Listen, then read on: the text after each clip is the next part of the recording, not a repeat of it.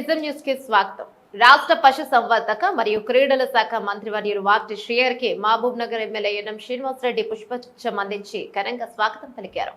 రాష్ట్ర మంత్రిగా ప్రమాణ స్వీకారం చేసిన తర్వాత తొలిసారిగా మహబూబ్ నగర్ కు విచ్చేసిన మంత్రిగా నాయన R&B అతిథి గృహంలో మర్యాదపూర్వకంగా కలిశారు. అమరవీరుల స్తూపం వద్ద పుష్పగుచ్చం ఉంచి ఘనంగా నివాళులర్పించారు.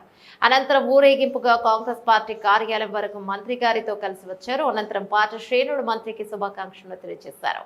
అనంతరం కాంగ్రెస్ పార్టీ కార్యాలయంలో జరిగిన పాత్రికేయుల సమావేశంలో రాష్ట్ర మంత్రివర్యులు వాక్టి శ్రీహరి మాట్లాడుతూ మంత్రిగా ప్రమాణ స్వీకారం చేసిన తర్వాత తొలిసారిగా మహబూబ్ నగర్ కు రావడం సంతోషంగా ఉందని చెప్పారు. ప్రతి లబ్ధిదారుడికి ప్రభుత్వం అందించే సంక్షేమ పథకాలు అందించేందుకు కృషి చేస్తానని ఆయన హామీనిచ్చారు. భగవంతుడు ఇచ్చిన ఆశీర్వాదంతో గౌరవ ముఖ్యమంత్రి ఆశీస్సులతో సామాన్య కార్యకర్తగా ఉన్న తనకు ఈరోజు మంత్రి పదవి దక్కిందని, జిల్లా ఎమ్మెల్యేలందరూ నాకు మంత్రి పదవి ఇవ్వాలని ముక్త కంఠంతో కోరారని ఆయన చెప్పారు. Mahbubnagar MLA NM Srinivasa Reddy కృషితోని జడ్చర్ల ఎమ్మెల్యే సహకారంతో మహబూబ్ నగర్ జిల్లాకు IIT కళాశాల రావడం తనకు సంతోషంగా ఉందన్నారు. ఇక అంతకుముందు మహబూబ్ నగర్ ఎమ్మెల్యే ఎన్ఎం శ్రీనివాసరెడ్డి మాట్లాడుతూ మహబూబ్ నగర్ జిల్లాలోని ప్రతి పౌరుడు కూడా స్పందించి మన మహబూబ్ నగర్ బిడ్డను ముఖ్యమంత్రి చేసుకోవాలని భావించే 14 సీట్లకు గాను 12 సీట్లకు ఇచ్చి మహబూబ్ నగర్ బిడ్డను ముఖ్యమంత్రి స్థానంలో కూర్చోబెట్టారని ఆయన చెప్పారు.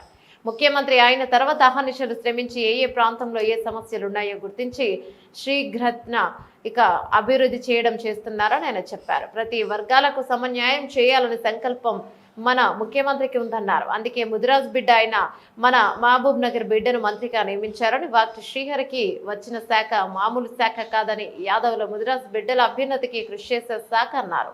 తెలంగాణ రాష్ట్ర అభివృద్ధిలో యువత పాత్ర చాలా కీలకం కానుందని, అందుకే ఆ శాఖను కూడా మన వాక్టి శ్రీహరికి ఇచ్చారని స్పష్టం చేశారు. మహబూబ్ నగర్ కార్పొరేషన్ లో కానీ జిల్లాలో కానీ ఉన్న సమస్యలను మంత్రి ద్వారా ముఖ్యమంత్రి దృష్టికి తీసుకుపోవచ్చని, కేంద్ర రాష్ట్ర ప్రభుత్వాల నుంచి అత్యధిక సంఖ్యలో నిధులు తెచ్చి ఉమ్మడి జిల్లా అభివృద్ధి కృషి చేస్తారని ఆకాంక్షించారు.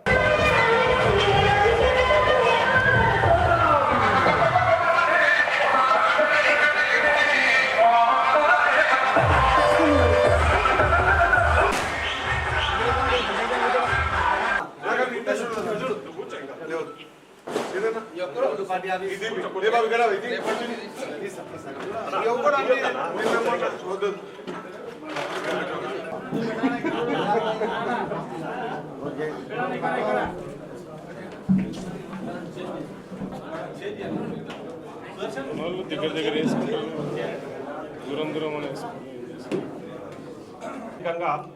సమాన్యాయం కల్పించాలన్న ఆలోచనతోన ఈరోజు ప్రభుత్వం ఒక గొప్ప నిర్ణయం తీసుకొని, కాంగ్రెస్ ప్రభుత్వం ఒక నిర్ణయం తీసుకొని ఈరోజు పెద్దలు మంత్రి పదవి అంటే ఏదో గొప్ప గొప్ప పోర్ట్ఫోలియోలు ప్రజల్లో ఉన్న పెద్ద పెద్ద శాఖలు కాదు, అట్టడుగు వర్గాల ప్రజలకు సేవ చేయాల్సిన మంత్రి పదవి చాలా.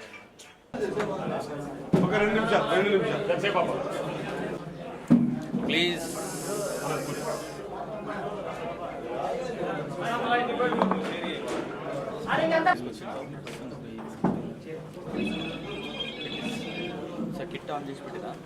పాలమూరు ముఖ్య నాయకులు మా ఎమ్మెల్యేలు ఏ నమ్మకంతో, అదే మాదిరిగా పాలమూరు ముఖ్యమంత్రి మన అన్న రేవంత్ అన్న ఏ ఆశతో అయితే, ఏ లక్ష్యంతో అయితే నన్ను ఈ స్థానాన్ని నిలబెట్టాడు, ఏ విషయంలో కూడా వెనక్కి తగ్గకుండా ఇది నాకు దొరికిన ఒక భాగ్యంగా భావించి ఈ 3-4 సంవత్సరాల్లో ఈ వెనుకబాటుతనానికి గురైనటువంటి పాలమూరు కోసం అందరం కూడా సమిష్టిగా కలిసి పనిచేసి ఖచ్చితంగా ఒక మార్కును పాలమూరు ముఖ్యమంత్రి ఉన్నప్పుడు మంత్రి తీసుకునేటువంటి నిర్ణయాలు ఇంత అద్భుతంగా ఉంటాయనేటువంటి ఆలోచనతో బీదాది బీద, పూర్ టు పూర్, లబ్ధిదారుడు ఆఖరి లైన్ నిలబడ్డ ఆఖరునికి కూడా నేను లబ్ధి చేకూర్చాలనేటువంటి ఆలోచన పెట్టుకొని నడిచేదే కాంగ్రెస్ పార్టీ. కాబట్టి ఆఖరి పంక్తిలో ఉన్నటువంటి ఆఖరి వ్యక్తి వరకు లబ్ధి చేకూర్చే ప్రభుత్వ ఫలాలను తీసుకుపోయి వాళ్ళకి అందించే విధంగా మా మొత్తం ఉమ్మడి పాలమూరు మంత్రి నేను ఒక్కరినే కాదు, ఉమ్మడి పాలమూరు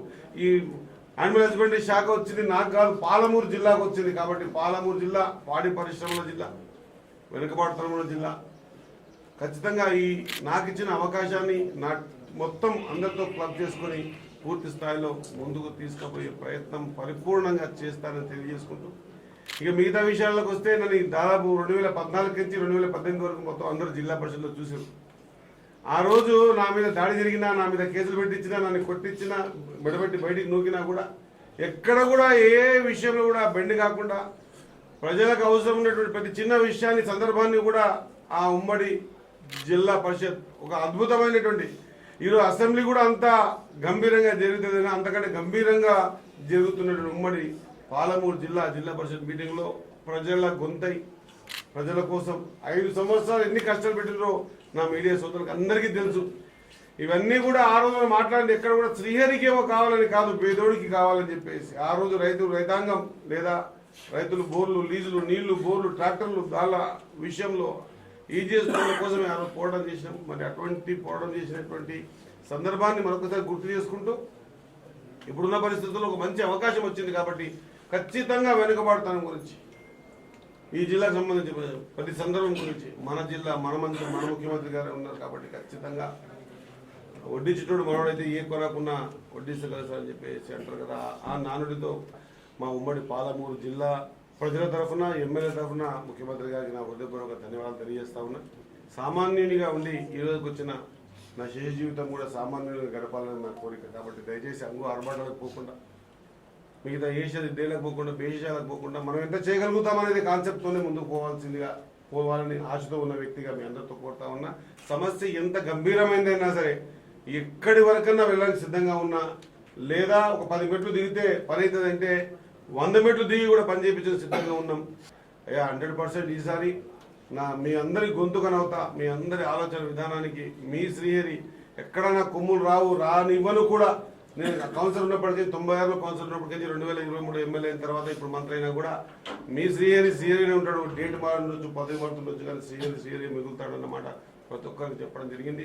మనము మన పాలమూరు జిల్లాకు ఏం చేయగలుగుతాం అనేది అల్టిమేట్గా మనం ఆలోచన చేయాలి, లేకపోతే మనం అవి కూడా వృధా అవుతుందన్నమాట మరొకసారి గుర్తు చేస్తూ పాలమూరులో ఉన్నటువంటి నా సహచర ఎమ్మెల్యేలకు అందరికీ కూడా మనస్ఫూర్తిగా ఒకటి ఐఐటి సాధించుకున్నందుకు, రెండవది నన్ను ఏకగ్రీవంగా ఇంకో సెకండ్ పేరు లేకుండా తీర్మానం చేసి ముఖ్యమంత్రి గారిని స్పష్టంగా చెప్పినందుకు అందరికీ కూడా నా ధన్యవాదాలు తెలుసు. సదా నా జీవితం మిగతా నేను తెలియజేస్తూ ముగిస్తాను. జై హింద్, జై కాంగ్రెస్.